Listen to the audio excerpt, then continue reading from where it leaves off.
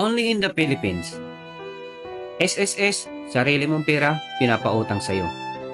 Only in the Philippines. Kapag late ka, may kaltas. Pero kapag nag-OT ka, walang bayad. Salamat na lang. Only in the Philippines. Kukuha ka ng valid ID, pero hahanapan ka pa rin ng valid ID. Only in the Philippines. Tumaas ang presyo ng bilihin, pero ang sahod, ganun pa rin.